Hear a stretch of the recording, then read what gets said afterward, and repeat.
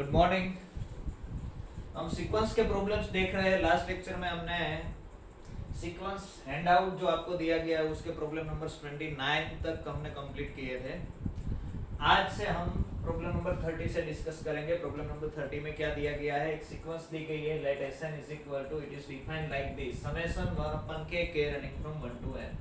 This is nothing but we can write it as 1 plus 1 by 2 plus 1 by 3 and so on up to 1 by n. Sn is defined like this. और क्या पूछा गया, which of the following is true? इनमें से कौन सा सही है? चार ऑप्शंस दिया गया है। फर्स्ट ऑप्शन है s of 2 raised to n is greater or equal n by 2. Sn is a bounded sequence. देखो ये दोनों ऑप्शंस देख करके आपको पता चल जाता है कि दोनों एक साथ कभी सही नहीं हो सकते। अगर ये सही हुआ तो ये गलत होगा, ये सही हुआ तो ये गलत होगा। दोनों एक साथ कभी सही नहीं हो सकते, क्योंकि Sn 2 raised to n अगर greater or equal n by 2 है तो as n tends to infinity करो तो ये इंफिनिटी तक जाएगा, मींस ये अनबाउंडेड सीक्वेंस होगी। अगर ये सही है तो ये गलत होगा, अगर ये सही है तो ये गलत होगा। ओके, नेक्स्ट ऑप्शन सी में क्या दिया गया है, modulus of s2 raised to n minus s2 raised to n minus 1 tends to 0 as n tends to infinity, ये हम देखेंगे। और नंबर 4 दिया गया है Sn upon n tends to 1 as n tends to infinity। देखो ये बी सेक्शन का क्वेश्चन है, यानी कोई एक ऑप्शन ही सही हो सकता है, मोर देन वन ऑप्शंस वाला सी सेक्शन का क्वेश्चन नहीं है। तो इसमें जो कुछ ऑप्शंस ऐसे हैं जो आप देख के बता सकते हो। For example Sn by n क्या होगा, हम ऑप्शन डी से स्टार्ट करते हैं। ऑप्शन डी में क्या दिया गया है, Sn upon n, this is what, ये Sn ये है तो मैं इसको ऐसे लिखूंगा 1 plus 1 by 2 plus 1 by 3 and so on up to 1 by n. This is nothing but you can write like this, x1 plus x2 plus xn by n, where what is xn? xn is equal to 1 by n. अगर xn is equal to 1 by n लेते हैं तो x1 is equal to 1, x2 is equal to 1 by 2, x3 will be 1 by 3, xn will be 1 by n. So ये तो Cauchy's first theorem on limit हो गया।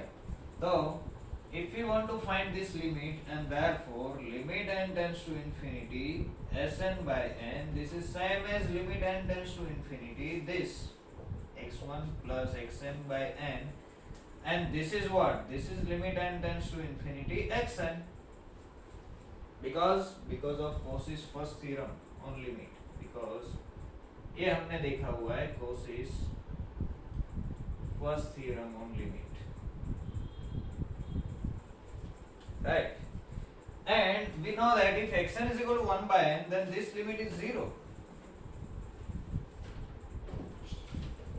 It means this Sn by n converges to 0, and if this is not going to 1, so this option is not true, right?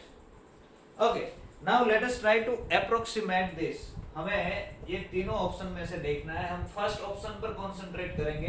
पहला option क्या कहना चाहता है, directly अगर ना दिखे तो थोड़ा कैलकुलेट करते हैं कि n is equal to 1 रखते हैं फर्स्ट ऑप्शन में, n is equal to 1, तो ये ऐसा कुछ कहता है कि s2 should be greater or equal 1 by 2. If you substitute n is equal to 1, here it will be s2, it should be greater or equal 1 by 2. Let us check whether it is true or not. As what is s2? S2 is 1 plus 1 by 2. This is greater or equal 1 by 2. So this is true for n is equal to 1, right? Okay, let us put n is equal to 2. For n is equal to 2, ये option क्या हो जाएगा, s of 2 square. This should be greater or equal 2 by 2 means 1. ये 2 by 2 से बड़ा होना चाहिए। What is s of 2 square? This is s of 4, and s of 4 is 1 plus 1 by 2 plus 1 by 3 plus 1 by 2. Of course it is greater or equal 1. So this is true for n is equal to 1, for n is equal to 2. You can check even for n is equal to 3.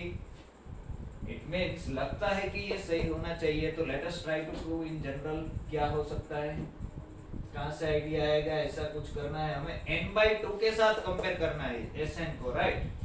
S2 raised to n को।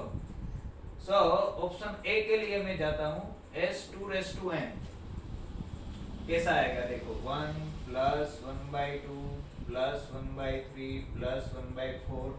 This will be what, 2 square, 1 by 5, 1 by 6, 1 by 7, 1 by 8 and so on. right? This will be what? Up to where? Up to somewhere, say 1 upon 2 raised to n minus 1. Let me write it here, और let us just calculate this. यहाँ से idea आएगा S2 cube. S2 cube is S8. S8 will be this. Okay, ये 1 को मैं ऐसे ही रखता हूँ, 1/2 को भी ऐसे ही रखता हूँ. ये दोनों टर्म में मैं कोई चेंज नहीं कर रहा. यहाँ पर क्या कर रहा हूँ, ये जो 3 है उसकी जगह में 4 रिप्लेस कर देता हूँ. ये 1/4 एज इट इज. तो ये टर्म क्या हो गई, ग्रेटर और इक्वल हो गई, क्योंकि यहाँ जो डिनोमिनेटर 3 था मैंने 4 कर दिया, डिनोमिनेटर बढ़ाया तो ओवरऑल क्वांटिटी घटेगी. ओके, ये 6 7 8 5 6 7 तीनों जगह में 8 रिप्लेस कर देता हूँ, राइट.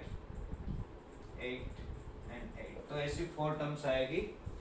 ओके, आगे भी हो तो ऐसे भी रिप्लेस कर देंगे, तो ये क्या होगा. So this is, now I am writing equal to, this is what, 1 plus 1/2 plus this is 2 times 1/4. 1/4 is 2 square plus this is 1 2 3 4. 4 times means 2 square times 1/2 cube and so on. ऐसे लिख सकते हैं, राइट. यहाँ पर s cube है तो so on जाने का मतलब नहीं है. तो ये क्या हो गया, देखो 1 plus 1/2. This is again 1/2. This is again 1/2. तो see, हम 2 क्यूब तक जाते हैं तो यहाँ पर 3 times 1/2 आता है. 2 स्क्वायर तक जाएंगे तो 2 times 1/2 आएगा, 1/2. और ये +1 तो पढ़ा ही है, तो दिस इज, ये क्या हो गया, 1 plus 3 times 1/2. This is always greater equal 3 times 1/2 because n is equal to 3 लिया है. तो 3 के लिए भी सही है. अभी यही जो कॉन्सेप्ट है उसको हम आगे ले जाकर, let us try to prove it in general. You can use mathematical induction also. पहले n is equal to 1 के लिए प्रूव करो, देन k के लिए assume करो and k plus 1 के लिए प्रूव करो. You will go for s of 2 raised to n. What will be this? This is something like 1 plus, let me write like this, 1/2, 1/3, 1/4, 1/5, 6, 7, 8 up to somewhere 1 upon 2 raised to n minus 1 आएगा ना. 1 upon 2 raised to n तक पहुंचने से पहले 1 upon 2 raised to n minus 1. इससे आगे बढ़ोगे तो और +1 होगा, +2 होगा, n जाकर लास्ट में क्या आएगा, 1 upon 2 raised to n तक जाएगा, राइट. अब देखो मैं क्या करता हूँ, ये जो 1 है उसमें कोई चेंज नहीं कर रहा, 1/2 में भी कोई चेंज नहीं कर रहा, ये दोनों ऐसे ही रखता हूँ.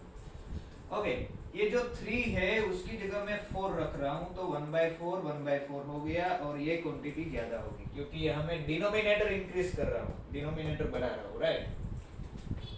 और ये टेक्निक है, आपको हर जगह काम लगेगी. मैंने आपको बताया थी कि ये जो सीक्वेंस है, इस सीक्वेंस को हमें डाइवर्जेंट प्रूव करना है, तो हम बाद में करेंगे, ऐसा मैंने बोला था जब हम ये प्रॉब्लम कर रहे थे, तब आगे आ गया था. ओके, सो ये क्या हो गया, देखो यहाँ मैं 1/8 रिप्लेस करना चाहता हूँ, तो 1/8 plus 1/8 plus 1/8 plus 1/8. How many times, 4 times. आगे क्या आएगा, 1/9 से लेकर जो भी टर्म है 1/16 तक, मैं हर जगह 1/16 रिप्लेस करूंगा. 1/16 1/16 1/16 अप टू 1/16. सी कितनी टर्म्स आएगी, ऐसी 8 टर्म्स आएगी. पहले 2 टर्म्स आई 1/4 वाली, देन 4 टर्म्स आई 1/8 वाली.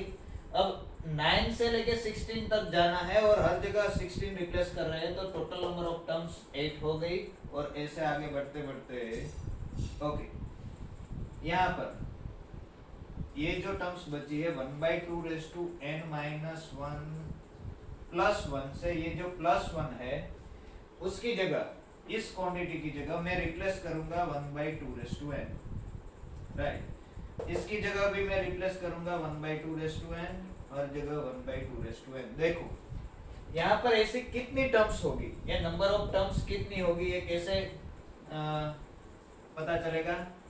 तो देखो टोटल टर्म्स 1 से लेकर 1/1, 1/2, 1/3, 1/2 तो टोटल नंबर ऑफ टर्म्स है 2n, ये सभी total number of terms 2n है। यहाँ पर 5 होगा तो 5 टर्म्स आएगी, 6 होगा तो 6 टर्म्स आएगी, 100 होगा तो 100 टर्म्स आएगी। यहाँ पर 2n लिया है तो 2n टर्म्स आएगी, माइनस उसमें से यहाँ तक की निकाल दो, हमें इतनी टर्म चाहिए, तो ये 2n-1 टर्म्स निकल गई। इसमें से 2n-1 कॉमन ले लो, यहाँ बचेगा 2-1, सो दिस इज 2n-1। तो कितनी टर्म आएगी? 2n-1 टर्म्स आएगी, राइट। अब मैं इसको लिखना चाहूंगा, कैसे होगा ये?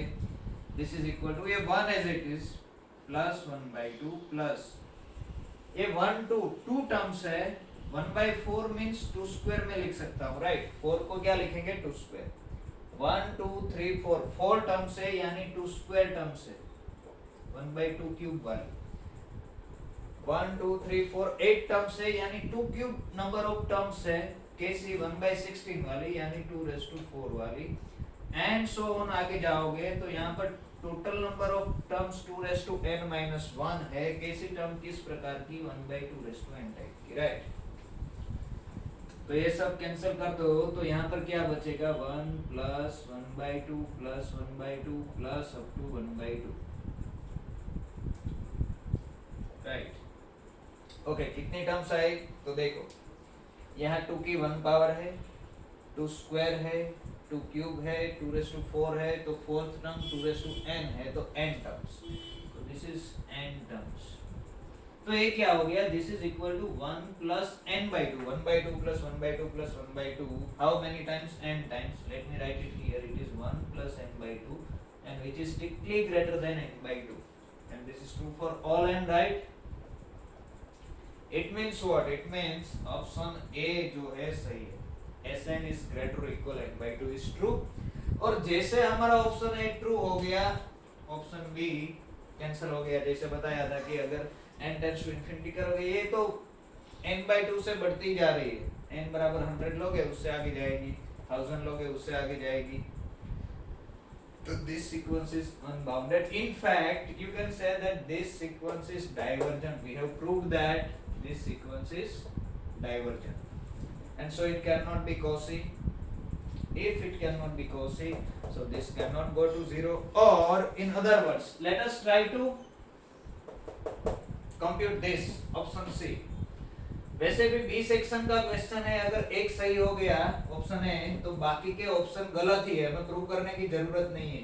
लेकिन देखते हैं कि ये क्या होता है, s2n माइनस s2n माइनस 1। तो ऑप्शन सी के बारे में डिस्कस करेंगे। क्या दिया गया है? मॉड्यूलस की जरूरत नहीं है क्योंकि ये पॉजिटिव ही आएगा, ये बड़ा होगा। ओके, s2n में क्या आएगा? 1 plus 1/2 1/3 and so up to कहाँ पर होगा? कहीं पर होगा 1/2n-1 2n-1 plus 1 up to कहाँ तक जाएगा? 1/2n। उसमें से हमें क्या निकालना है? हमें सब्सट्रैक्ट करना है s2n-1, तो क्या निकल जाएगा? 1 1/2 1/3 अप टू 1/2n-1 निकल जाएगा। ये दोनों कैंसिल हो गए तो क्या बचा? इतना बचा, देखो 1/2n-1 plus 2n-1 plus 1 2n-1 plus 2 and so on up to 2n। हर जगह 2n रिप्लेस कर दो तो this will be greater equal 1/2n plus 1/2n plus 1/2n up to 1/2n। How many terms? This will be 2n-1 terms. अभी हमने यहाँ पर calculate किया, इस टाइप की टर्म्स कितनी होगी? 2n-1। तो this is nothing but 1/2, 2n-1 time 1/2n, so this is 1/2। तो ये डिफरेंस हमेशा 1/2 से बड़ा रहेगा, so it cannot go to 0, right. समझ में आया? अब आपको ऐसा क्वेश्चन होगा कि ये अगर एग्जाम में पूछे तो इतना टाइम तो होता नहीं ये सब कैलकुलेट करने का, लेकिन थोड़ा बहुत आप करके गए होंगे। अगर आपने ऐसा कुछ एस्टिमेट देखा होगा तो आपको आइडिया आएगा कि ऐसा कुछ कर सकते हैं। देखते हैं नेक्स्ट प्रॉब्लम। क्वेश्चन नंबर 31 में क्या दिया गया है? Let Pnx is equal to anx square plus bnx be a sequence of quadratic polynomial. This is a sequence, right? Where n bn belongs to R and for all n greater or equal 1. कुछ नहीं है, दो sequences लिए, n is a sequence, bn is a sequence. So p1x लोगे तो क्या होगा? a1x square plus b1x. p2x will be what? a2x square plus b2x. p3x will be what? a3x square plus b3x and so on. ऐसे कुछ sequence है, a1x square plus b1x, this is p1x. p2x will be what? a2x square plus b2x and so on. ऐसी एक sequence दी गई है। और क्या दिया गया है कि let lambda 0 and lambda 1 be two distinct non-zero numbers such that pn lambda 0 exists and pn of lambda 1 means pn lambda 0 converge हो रही है और pn lambda 1 भी कन्वर्ज हो रही है। पहले लिखते हैं कि क्या दिया गया है। देन क्या पूछा गया है कि limit n tends to infinity pnx exists for all x, pn dash x exists for all x, pn of lambda 0 plus lambda 1 by 2 does not exist and limit n tends to infinity pn dash of this does not exist. So क्या दिया गया है? Let us try to write it here. Let ये converge हो रही है तो हम समझ लेते हैं कि pn lambda 0 जो है कोई l0 ऊपर कन्वर्ज हो रही है एंड pn lambda 1 जो है कोई l1 ऊपर कन्वर्ज हो रही है, राइट? ये दोनों कन्वर्ज हो रही है। इसका मतलब क्या है? pn lambda 0 कन्वर्ज हो रही है means an lambda 0 square plus bn lambda 0 converges to l0. This is a convergent sequence.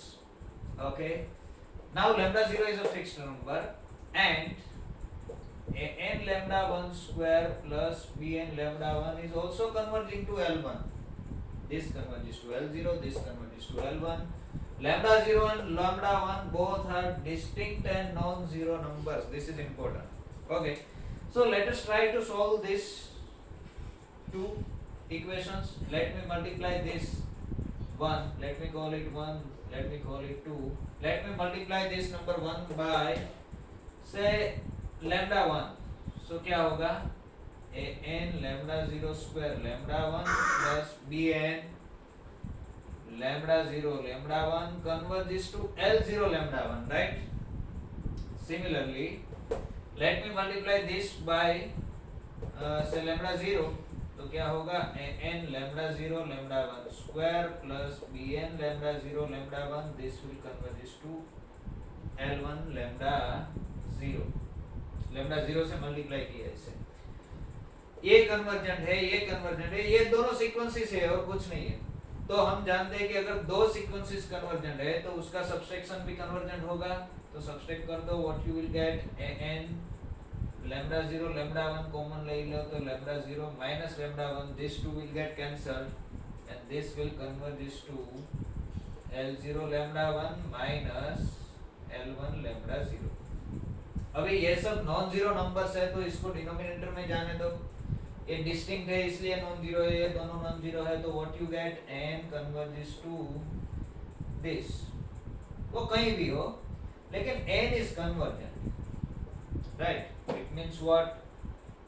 It means sequence n is convergent. Okay, now अगर n convergent है तो an lambda 0 square भी convergent होगी। Scalar से multiply कर रहा हूँ, इसको सामने जाने दो, lambda 0 को नीचे जाने दो तो bn is also convergent. Therefore bn is also convergent. अगर दो सीक्वेंसेस कन्वर्जेंट है तो उसका कोई भी कॉम्बिनेशन बनाओ, this is nothing but combination of two sequences, right? x is equal to 1 ले लो, 2 ले लो, 3 4, x is any real number, an is convergent, bn is convergent, then this will be convergent. It means pnx exists for all x belongs to R. समझ में आ रहा है? This is true. और for all x के लिए ये converge हो रहा है मींस for all के लिए ये एग्जिस्ट हो रहा है तो ये निकल जाएगा, this does not exist वाला अपने आप निकल जाएगा, राइट?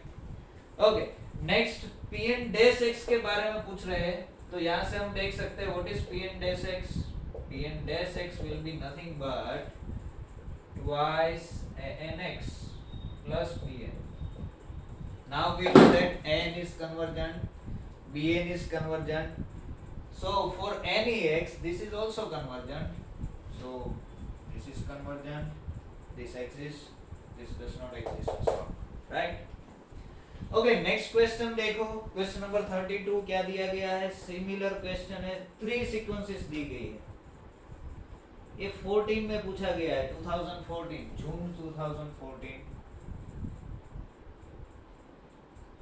सी क्वेश्चन रिपीट हुआ है, सिर्फ लॉजिक थोड़ा अलग है. क्या दिया गया? P N X is equal to N X square plus B N X plus यहाँ पर सी एन दिया गया plus C N B a sequence of quadratic polynomial for a n b n and c n belongs to R for all n greater or equal 1 let lambda 0 lambda 1 and lambda 2.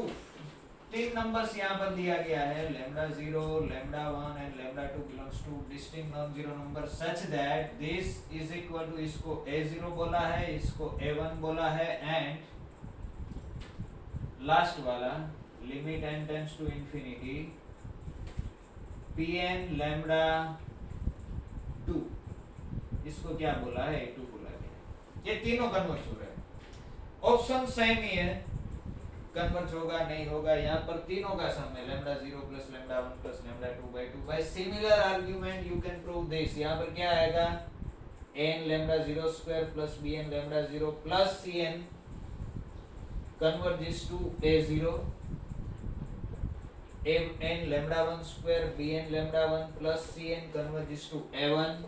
इसका use करो तो 3 equations मिलेंगे. तीनों equations को solve करो. You can show that n bn cn all are convergent and all are convergent. So again same options are true. Next two options are wrong. Question number 32 आप कर पाएंगे. देखते हैं क्वेश्चन नंबर 33 में क्या दिया गया है.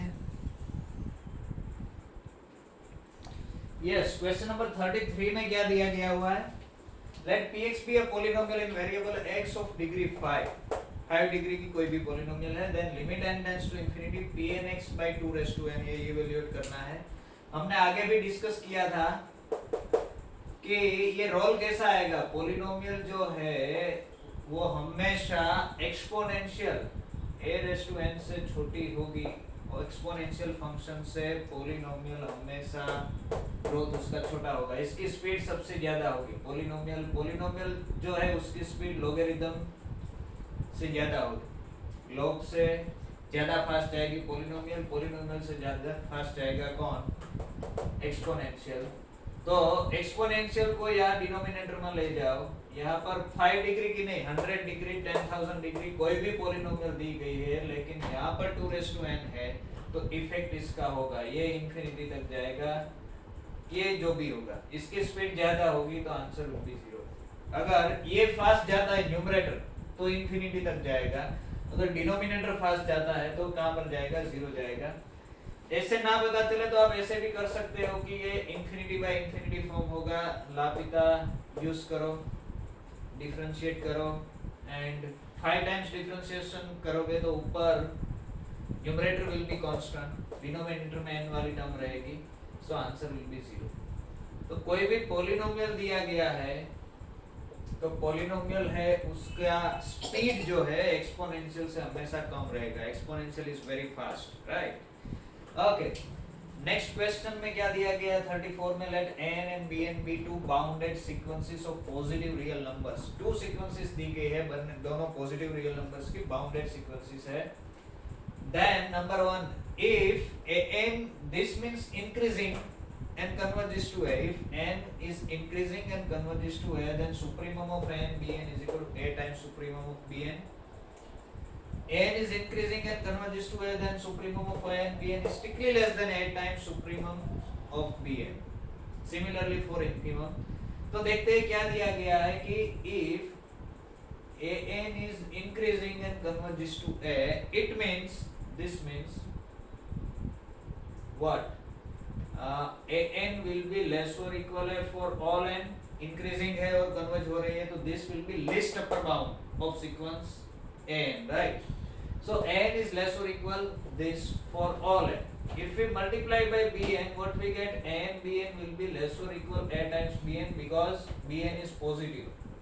अगर नेगेटिव है तो ये इनइक्वालिटी चेंज हो सकती है, and therefore this will give you supremum of n bn will be less or equal a times, let me write supremum of a bn.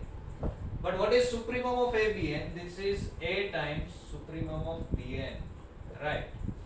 यानी कि हमें ऐसा मिलता है, क्या मिलता है? Supremum of n b n will be less और equal a times supremum of b n, ऐसा मिलेगा। इट डजंट मीन इक्वल होगा कि स्ट्रिक्टली लेस देन होगा। ये दोनों ऑप्शन सही नहीं है ऐसा मुझे बताना है, तो मुझे एक एग्जांपल, ये अगर गलत प्रूव करना है तो क्या करना पड़ेगा? एक ऐसा एग्जांपल फाइंड करो जिसमें यहाँ पर इक्वालिटी ना आ रही हो, एक ऐसा एग्जांपल फाइंड करो जिसमें स्ट्रिक्टली लेस देन ना आ रहा हो। Okay, so consider n is equal to, पहले आप अपने हिसाब से ट्राई करना, n इंक्रीजिंग चाहिए, so n is equal to मैं ले रहा हूँ 1 minus 1 by n, right? n is increasing sequence,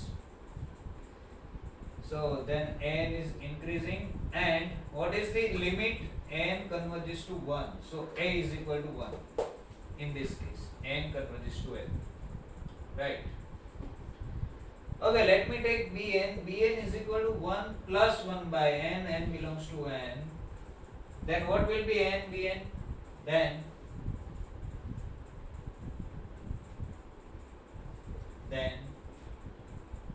an bn, if you multiply these two, you will get 1 minus 1 upon n square, right? And what is the supremum of this? And therefore supremum of n into bn will be 1 minus से start होगा, तो this supremum will be 1. Means this supremum of n bn is 1. What is supremum of n? From here, supremum of n is what? Supremum of n is 1.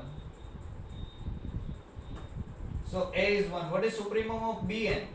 This will give you supremum of bn. This will be what? This will be 2. 1 plus 1. So this will be 2.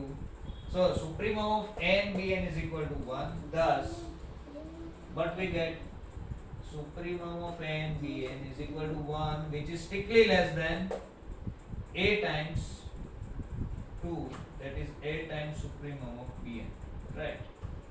So this is not true. A strictly less than हो ऐसा मिल सकता है. Okay, equality हो ऐसा भी मिल सकता है. For example, if you take bn is equal to constant sequence 1, if you take bn is equal to 1, so this will become 1.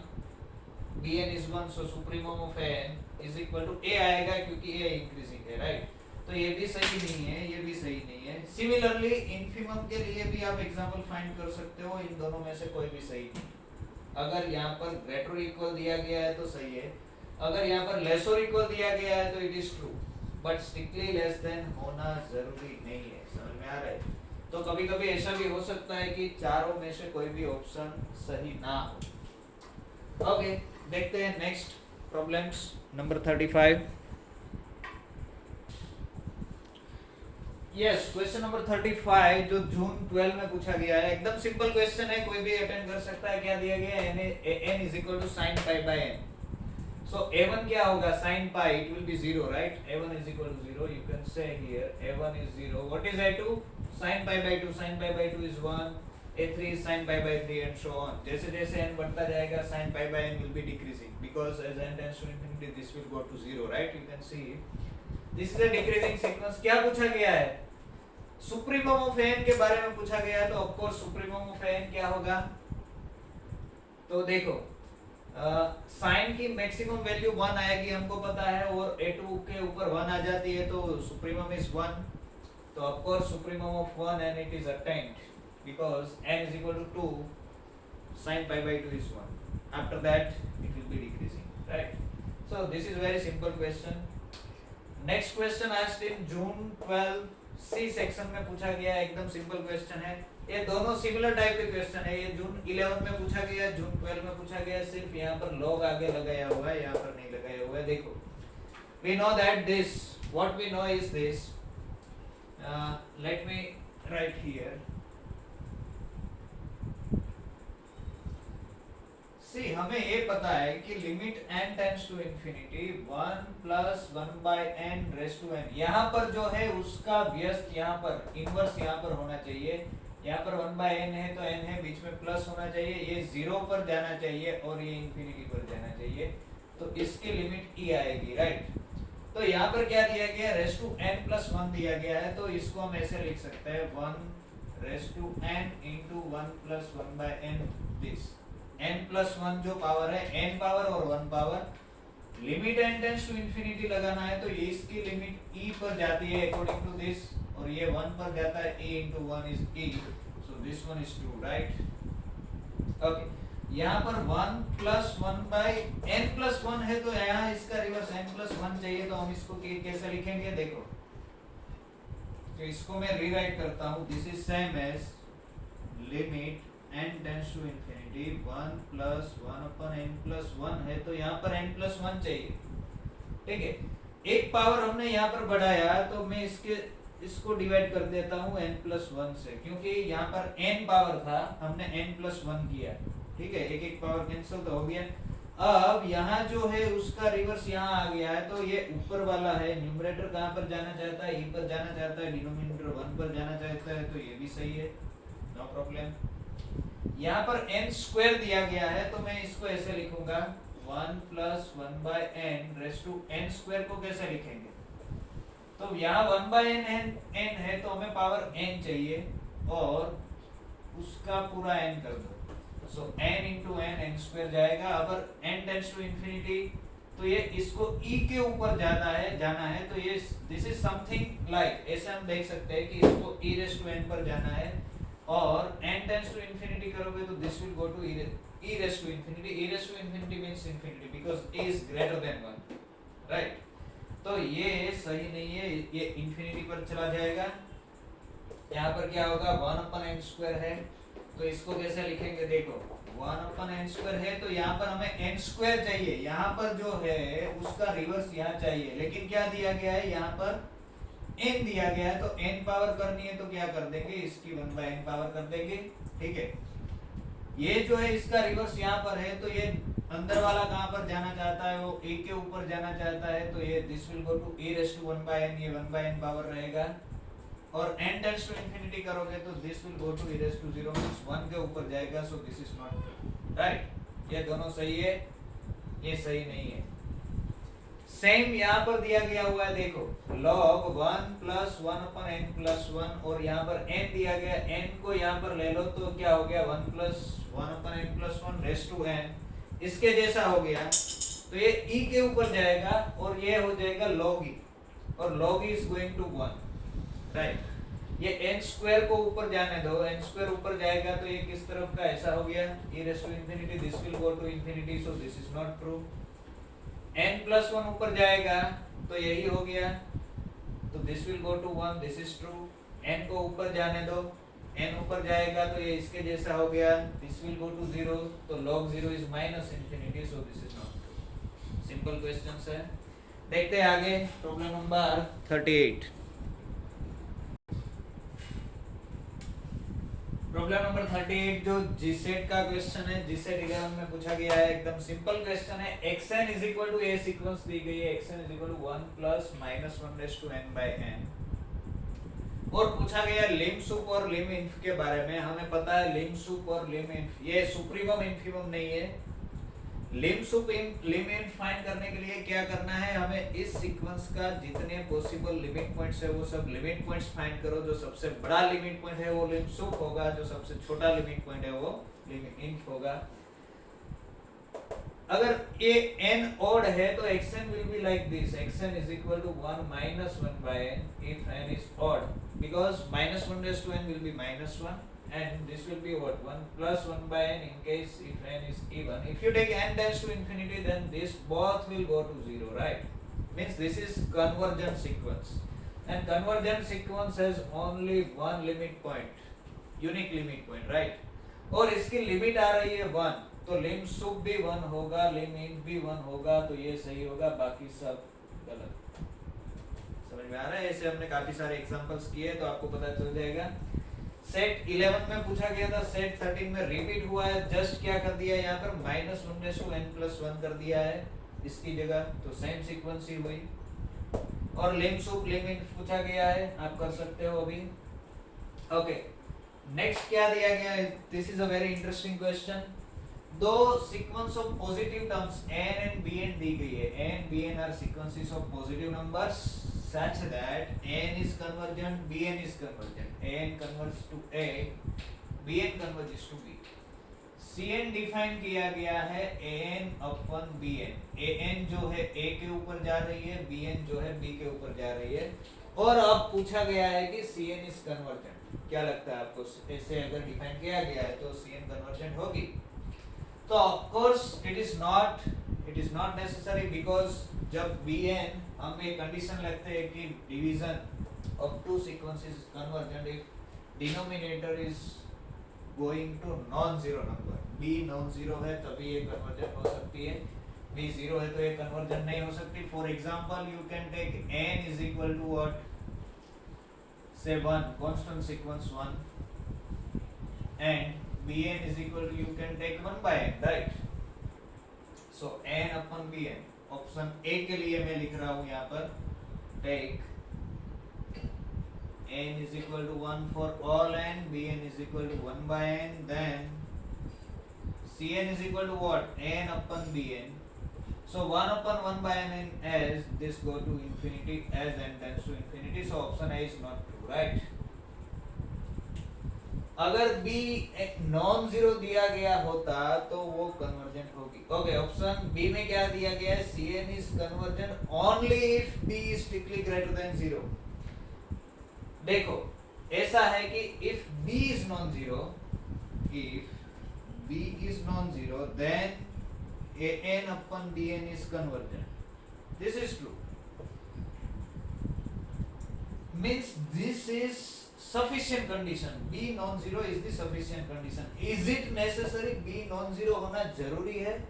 only if, यहाँ पर only लगाया हुआ है। अगर b greater than 0 नहीं है तो भी ये सीक्वेंस कन्वर्जेंट होगी, ऐसा हो सकता है? तो ऐसा हो सकता है। तो for this option let us take option B के बारे में बात कर रहा हूं। Let n is equal to 1 upon n square for all n and bn is equal to, let me take 1 upon n for all n, then n converges to 0 means a is equal to 0, bn converges to 0 means b is also 0। what is cn? cn is equal to n upon bn, 1 upon n square divided by 1 upon n, so it is 1 upon n, then this go to 0 as n tend to infinity। so b 0 है, thus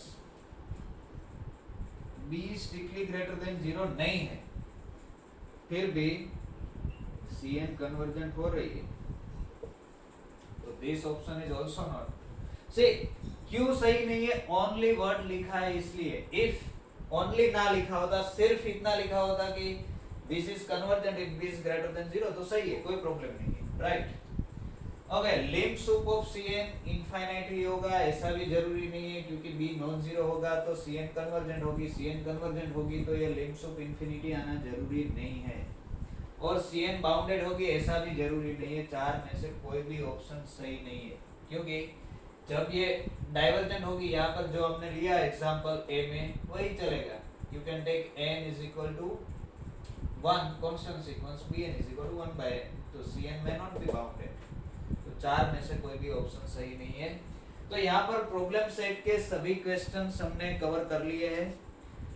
next section जो हमें रखेंगे online session, उसमें आपको जो भी questions है या तो फिर लेटेस्ट करंट एग्जामिनेशन में जो क्वेश्चंस पूछा गया है वो आप थोड़ा प्रैक्टिस करके लाना, हम वो डिस्कस करेंगे लाइव सेशन जब रखेंगे तब। नेक्स्ट लेक्चर जो आएगा उसमें हम सीरीज के बारे में बात करेंगे, सीरीज स्टार्ट करेंगे और सीरीज के प्रॉब्लम्स, सब पहले थियरीज देखेंगे और उसके बाद उसके प्रॉब्लम्स करेंगे। आप थोड़ी प्रैक्टिस करना प्रॉब्लम्स की, खास करके जब ऑनलाइन सेशन हम डिस्कस करें तब आपको क्वेश्चंस आपके क्लियर होने चाहिए। आप क्वेश्चंस जो भी हो लिस्ट बना के रखना, जल्दी हम वो लाइव सेशन अरेंज करेंगे। All the best.